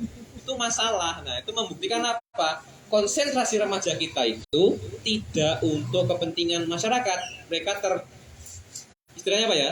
Terbujur rayu lah ya dengan kondisi yang tren saat ini, tren lato-lato kah, tren pacaran yang kemudian sampai menghasilkan gitu kan. Selama ini kan pacaran tidak menghasilkan, dan mereka itu membreak. Nah, itu masalah teman-teman sekalian. Jadi harapan saya, kita tuh memiliki suatu tujuan hidup pribadi masing-masing atau bahkan kelompok. Bagaimana caranya kondisi masyarakat secara sosial itu ya kembali ke rambu-rambu yang dalam hal ini kita dasarkan pada Islam. Ya, karena Islam kita yakini sempurna gitu ya. Kalau kita dasarkan pada peraturan yang ada, bisa jadi siswi Ponorogo yang menghasilkan tadi itu tidak salah gitu kan. Karena dia membuktikan teori biologi gitu kan. Jadi sehingga ya kita sampaikan bahwa itu harus kita sudut pandangnya Islam, kalau sudut pandangnya sains ya no problem, what's matter, gitu. Nggak ada masalah gitu kan. Tapi kalau sudut pandangnya adalah norma sosial, norma agama, akan jadi masalah. Nah itu nggak kita pahami. Orang paham tapi nggak mau untuk menyelesaikan itu. Jadi itu dah dari masyarakat, apalagi negara udah nggak peduli dengan itu. Yang penting apa? Kita kerja. Nah, peduli amat dengan moral sosial. Jadi acara kayak gini itu perlu ditaramaikan untuk menumbuhkan suatu kepedulian. Bisa jadi orang-orang yang kita lihat gak peduli itu sebenarnya peduli, cuma tidak punya wadah untuk menyampaikan pendapatnya. Nah, jadi akan terasa gitu loh. Oh ternyata sebenarnya yang mikir itu nggak kita sendiri, banyak orang. Nah, kita butuh jamaah, butuh suatu gerakan yang membuat masyarakat itu peduli. Oh iya ya, saya nggak mau anak saya nanti membuktikan teori biologinya anak Ponorogo tadi kan. Saya nggak mau seperti itu, saya mau yang lebih baik. Nah, jadi kemudian mahasiswa berpikir, oh iya ya, kenapa sekarang kok kemudian UKT mahal, kerja sulit? Karena pola pikir yang ditanamkan selama kuliah sebagai apa? Sebagai karyawan, ya. Kreativitas ditekan, sehingga ketika keluar Anda mikir mau kerja apa. Kalau kita kembali ke Eropa, mereka pikir, kalau lu semua, saya mau mendirikan usaha apa? Ya pola pikir yang sangat kontradiktif gitu kan. Kita belajar ke sana, dibawa ke Indonesia, itu berubah pola pikirnya. Di sana kita mau mendirikan usaha apa? Di sini kita mau kerja di mana? That's pointnya. Jadi remaja itu harusnya menghasilkan suatu karya dan terus belajar. Itulah kenapa Korea Selatan maju. Remajanya dididik untuk menjadi pelajar sampai ke Amerika semua, sehingga mereka membawa semua budaya Amerika, baik buruk ke Eropa, ke Korea Selatan. Sehingga kita melihat kan boyband itu kan bukan budaya Korea Selatan, tapi budaya Amerika. Mereka bawa semua sainsnya, budayanya, jadilah perasaan kita hari ini.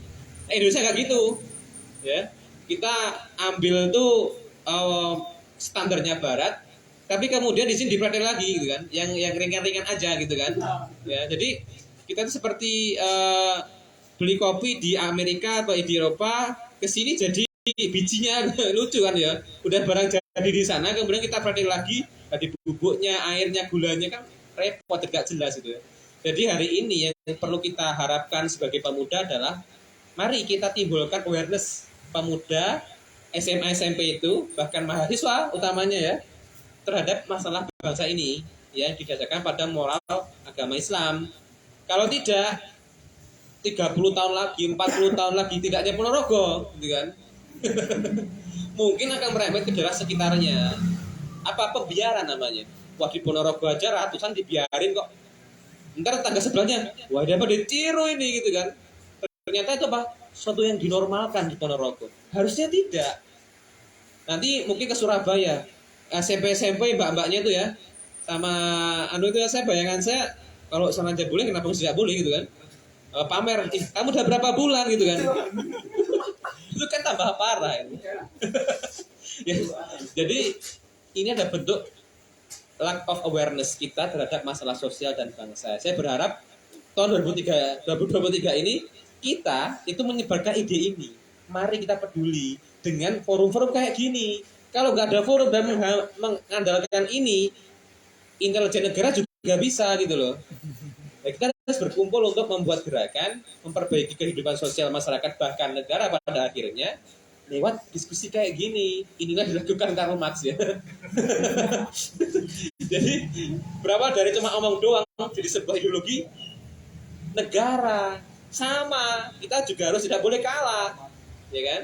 Kita bikin awareness itu muncul dari diskusi seperti ini. Itu harapan saya di tahun 2023. Terima kasih. Terima kasih atas para audiens, mulai dari yang awal dari Bung Kiki, Bung Umam, dan selanjutnya di akhir dari Bung Viko hingga Bung Cak Wahid mengenai mungkin keluh kisahnya terhadap keadaan yang ada di sekitar kehidupan kita. Oke, baik, melihat waktu mungkin kita bisa kembali ke statement ini. Silakan mungkin dari Bung Kiki. Baik, terima kasih banyak dari saya. Terakhir, sangat menarik tadi, ada agak sinkron dengan apa yang saya sampaikan dari senior kami. Acara-acara seperti ini itu mengalihkan pikiran kita, mengalihkan hal-hal yang tidak penting yang harus kita lakukan di sore hari ini. Ya, teralihkan dengan dialog-dialog atau diskusi-diskusi seperti ini, pertemuan-pertemuan seperti ini. Yang seharusnya saya tadi sore itu main lato-lato, ya saya di sini. Nah, kalau nggak ada acara-acara seperti ini, ya saya main lato-lato tuh sore seperti ini. Ya, mungkin itu saja.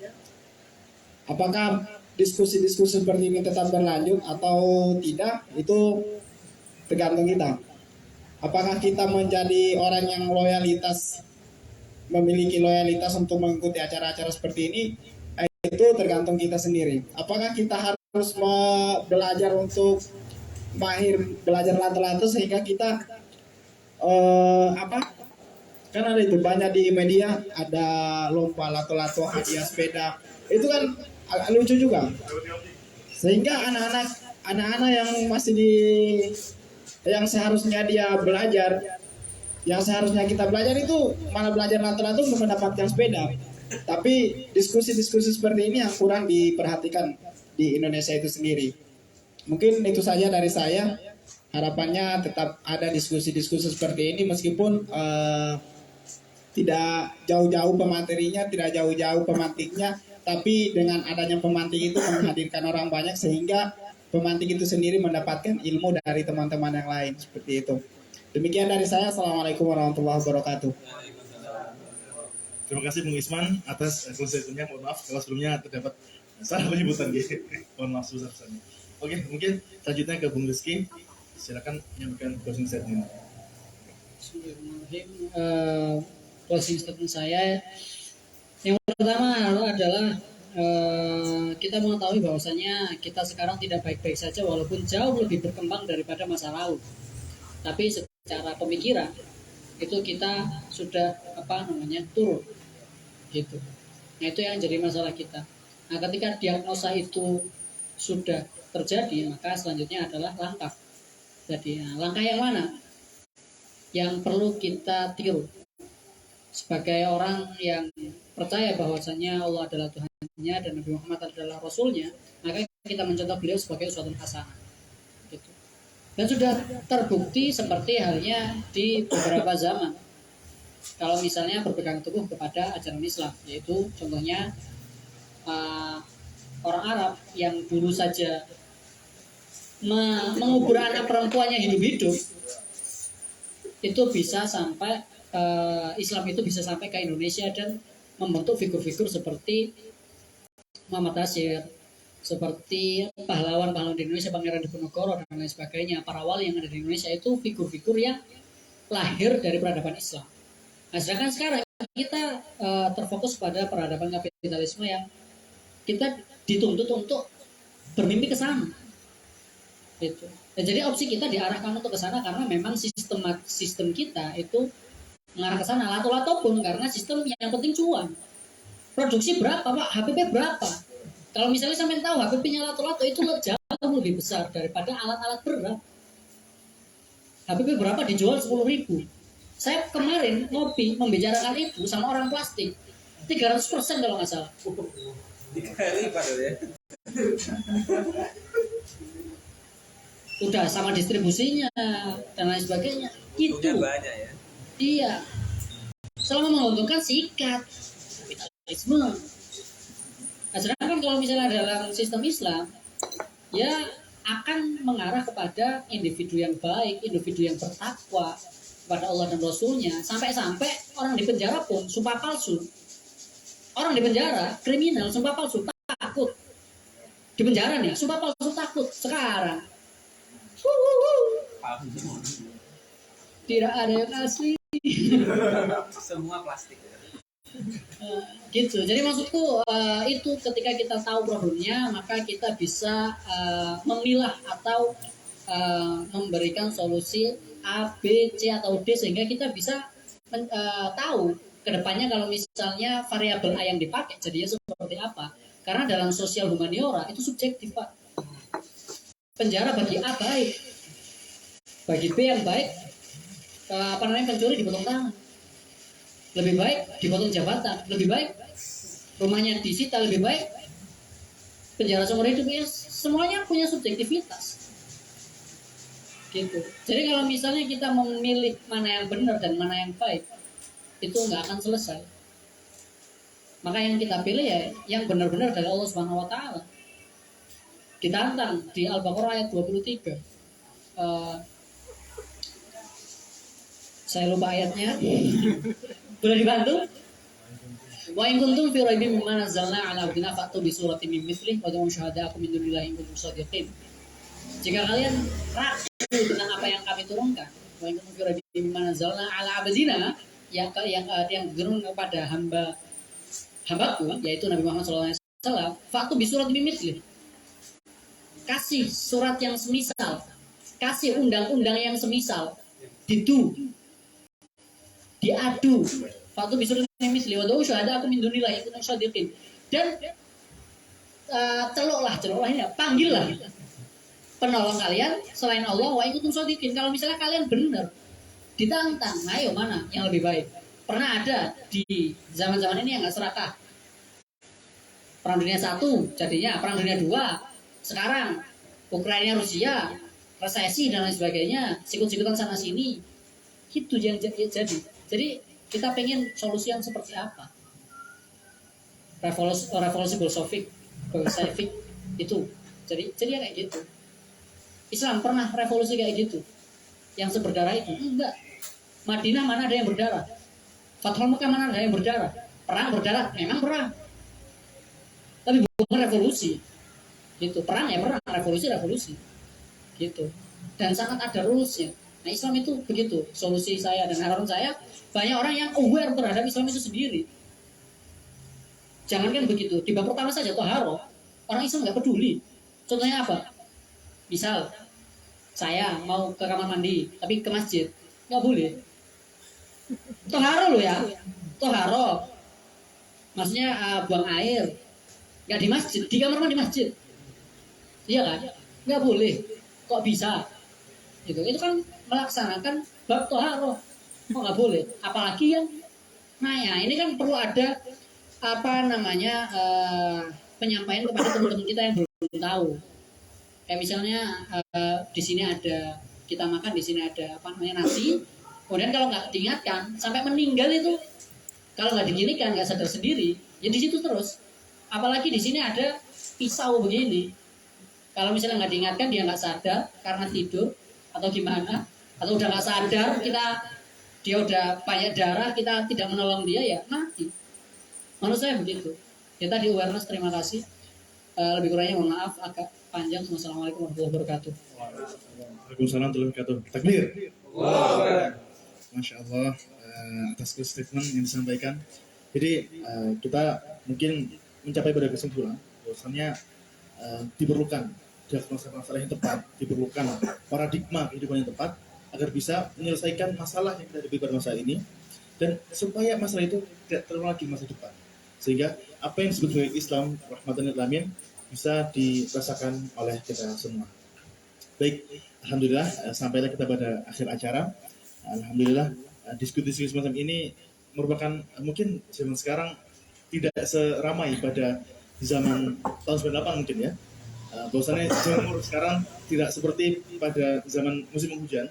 Bahwasannya diskusi itu ada, cuman tidak selegit pada zaman dahulu.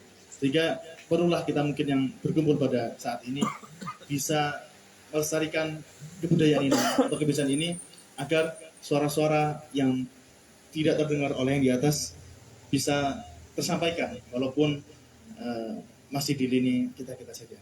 Baik, akhir kata saya mohon maaf apabila ada kesalahan dalam berbuat, berkata ataupun dalam yang lainnya, dan terima kasih kepada Bung Isman sebagai Presma BEM Style Visit Kabinet Inklusif dan para jajarannya yang hadir pada sore ini, dan juga kepada Bung Rizky sebagai PW Kema Pembebasan Jawa Timur, dan juga para audiens lainnya yang hadir turut meramaikan diskusi pada kali ini. Saya Akbar Sagung undur diri. Ihdinas siratal mustaqim. Wassalamualaikum warahmatullahi wabarakatuh. Oke, baik. Mungkin sebelum kita berpisah bisa foto bersama ya.